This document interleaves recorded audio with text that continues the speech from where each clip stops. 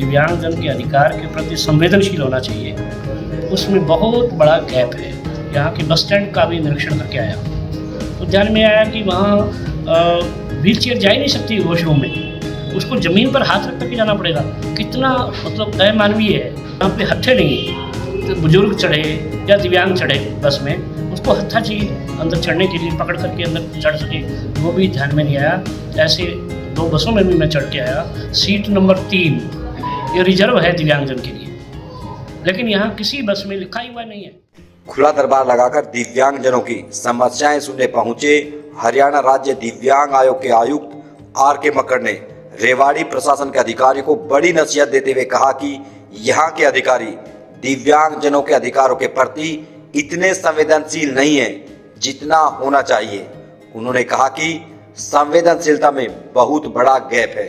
उदाहरण के तौर पर उन्होंने बताया कि मनरेगा में दिव्यांगजनों के लिए 4% आरक्षण है, लेकिन रेवाड़ी में अभी तक एक भी जॉब कार्ड नहीं बन पाया है। वहीं रेवाड़ी के रोडवेज बस स्टैंड का निरीक्षण करने पहुंचे आयोग के आयुक्त आर.के. मक्कड़ ने कहा कि रेवाड़ी रोडवेज बस स्टैंड पर स्थिति अमानवीय है। यहां पर दिव्यांगजनों के लिए व्हील चेयर तक दिखाई नहीं दी। उन्होंने कहा कि यदि व्हील चेयर मिल भी जाती है तो शौचालय इस तरह है कि उनके अंदर नहीं जाया जा सकता। यदि किसी दिव्यांगजन महिला को शौचालय के लिए जाना पड़ जाए तो उसको हाथ रखकर जाना पड़ेगा।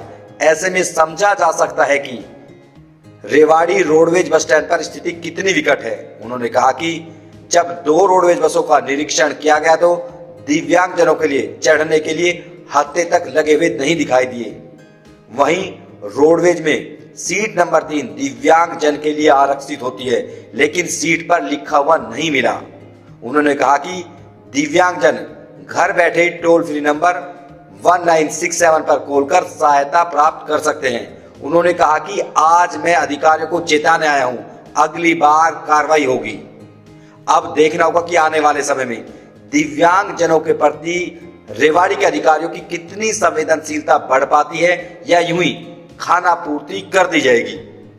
राजकुमार मक्कड़, राज्य आयुक्त दिव्यांगजन, वीरों और रणधीरों की इस धरती रेवाड़ी में, जहां दिव्यांगजन से संबंधित भारत सरकार और हरियाणा सरकार की विभिन्न योजनाओं के बारे में विस्तृत जानकारी देने के लिए आया हूं। वहां जिले में दिव्यांगजन संबंधी विभिन्न विभागों की जो योजनाएं चल रही हैं उनकी समीक्षा भी करने आया हूं। साथ साथ दिव्यांगजन के जीवन में मोबिलिटी ये बहुत कम रहती है, साधनों का अभाव रहता है, तो मैं उनको सहायक उपकरणों के द्वारा उनका जीवन कैसे सुखद बने, इसके लिए न केवल निजी क्षेत्र से अपितु सरकार की ओर से भी जो सहायता बन पड़ी है उसके अनुसार 5 यहाँ पर मोटराइज वाहन, 3 व्हील चेयर और 4 लोगों को मूक बधिर हैं जो उनको श्रवण यानी मशीन वो उपकरण प्रदान किए गए हैं। इसके अलावा उनकी विभिन्न शिकायतें सुनी गई हैं और अभी यह क्रम जारी है। किस किस तरह की शिकायतें सर मिली है अभी? जैसे अधिकांश जो शिकायतें दिव्यांगजन से संबंधित आ रही हैं वो ये है कि परिवार पहचान पत्र में उनकी आय सही दर्ज न होने के कारण से या जब सरकार ने अवसर दिया था उसका उपयोग नहीं कर पाए, इसके कारण से उनको कठिनाइयाँ आ रही हैं। किसी को आयुष्मान भारत कार्ड, किसी का राशन कार्ड, तो किसी का पेंशन, इस प्रकार की शिकायतें ज़्यादा आ रही हैं। बाकी ये भी जानकर सुखद आश्चर्य हुआ कि रेवाड़ी जैसा क्षेत्र जो सुदूर हरियाणा का दक्षिणी ज़िला है और ये माना जाता था कि शायद कम पढ़े लिखे भी लोग ज़्यादा होंगे, लेकिन यहाँ आकर के ये अच्छा भी लगा कि काफ़ी अच्छी संख्या में कर्मचारी, दिव्यांग कर्मचारी यहाँ पर उपस्थित हैं और जिन्होंने अपनी नौकरी संबंधी अनेक समस्याओं को सामने रखा है। कईयों की तो मेरी कोर्ट में पहले से शिकायतें भी चल रही हैं और कई नए भी विषय आज सबके सामने आए हैं।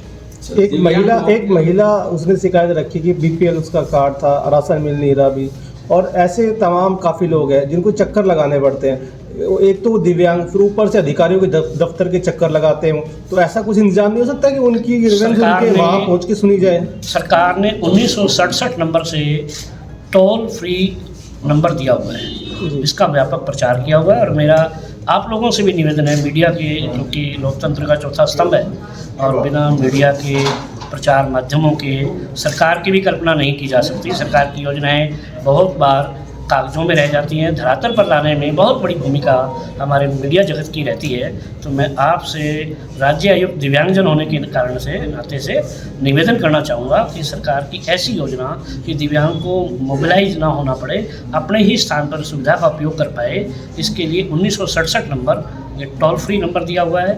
बीच में कुछ खराब की शिकायतें भी आई थी, लेकिन वो चालू है और सभी जगह पर अब वीडियो के माध्यम से ग्रामीण क्षेत्र में और शहरों के अंदर नगर परिषद के माध्यम से भी यह जो त्रुटियां हैं, किसी की भी आय ज़्यादा लिखी हुई है या स्पेलिंग मिस्टेक है, कोई भी त्रुटि है, जब तक परिवार पहचान पत्र में आय दुरुस्त नहीं होती, सरकार की विभिन्न योजना। ये हेल्पलाइन नंबर काम कैसे करेगा सर? अगर कोई बंदा फ़ोन करता है उस पर काम कैसे करता है? 1967 नंबर जैसे वो कॉल करेगा तो उसकी जो शिकायत है वो दर्ज कर ली जाएगी, मौखिक रूप से दर्ज कर ली जाएगी। उसको सरकार के अधिकारी अपनी ओर से वेरीफाई करेंगे, क्योंकि आय वेरीफाई करना है, किसी के कह देने भर से नहीं होगा कि मेरी आय तो 0 है जी, मेरी आय तो 100 रुपये है जी। जब तक सरकार उसको वेरीफाई नहीं करती 100 रुपये है कि 0 है कि 10 लाख है, तब तक वो चलेगा नहीं। हाँ, उसकी शिकायत है, वो शिकायत नोट हो गई, शिकायत का वेरिफिकेशन होगा, शिकायत का निस्तार होगा। सर आपने समीक्षा की है, समीक्षा मिला क्या है? समीक्षा में ध्यान में आया कि जिला के स्तर के जो अधिकारियों को जितनी मात्रा में दिव्यांगजन के अधिकार के प्रति संवेदनशील होना चाहिए, उसमें बहुत बड़ा गैप है। अभी ये भी ध्यान में आया कि आने से पूर्व कि मनरेगा में भी दिव्यांगजन का 4% आरक्षण है, लेकिन ज़िले में शायद ही किसी दिव्यांग का पंजीकरण जॉब कार्ड बना हो।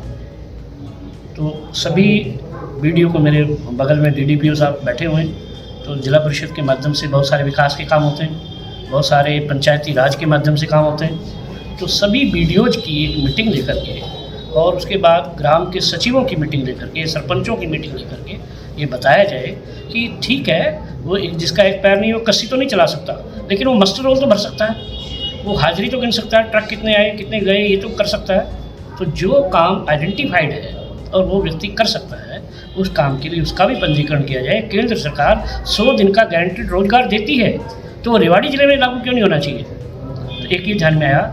इसी तरह से हरियाणा रोडवेज के बारे में मैं आते हुए यहाँ के बस स्टैंड का भी निरीक्षण करके आया, तो ध्यान में आया कि वहाँ व्हील चेयर जा ही नहीं सकती वॉशरूम में। अब भी महिला है, व्हील चेयर पर है, पहली बात तो व्हील चेयर उसकी चढ़ ही नहीं पाती, व्हील चेयर ही नहीं है वहाँ पर, और व्हील चेयर हो वो लेकर के अपनी भी लेकर के आ जाए तो अंदर वॉशरूम में जाए तो कैसे जाए? उसको ज़मीन पर हाथ रख करके जाना पड़ेगा। कितना मतलब अमानवीय है आज के समय में। और जहाँ गंदगी पड़ी है वहाँ वो हाथ रख करके और वो जाएगी और फिर उसको कपड़े बदलने पड़ते हैं। तो इतना बड़ा वॉशरूम भी होना चाहिए कि जिसमें व्हील चेयर उसकी मुड़ भी जाए, वो भी नहीं मिला।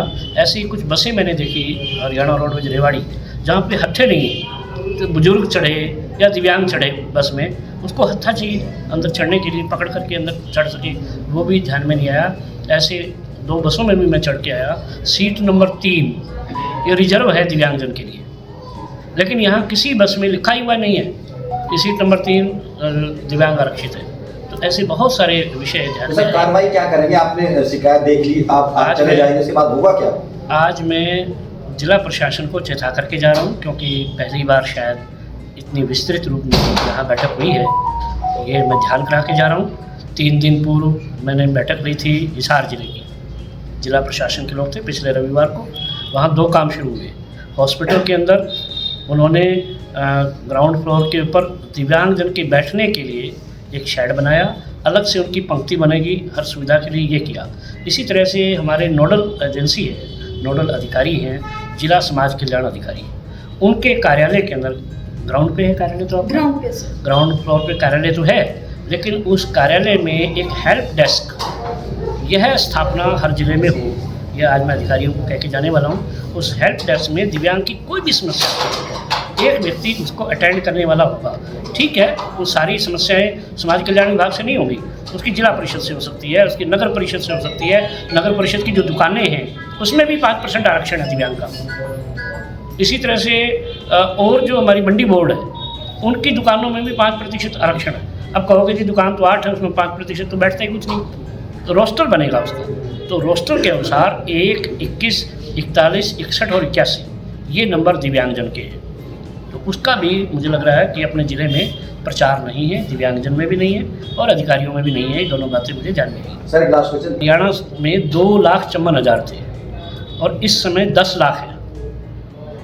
10 लाख दिव्यांग हैं, जिनमें से 1 लाख दिव्यांगों को हम पेंशन देते हैं, 2750 रुपया प्रति माह।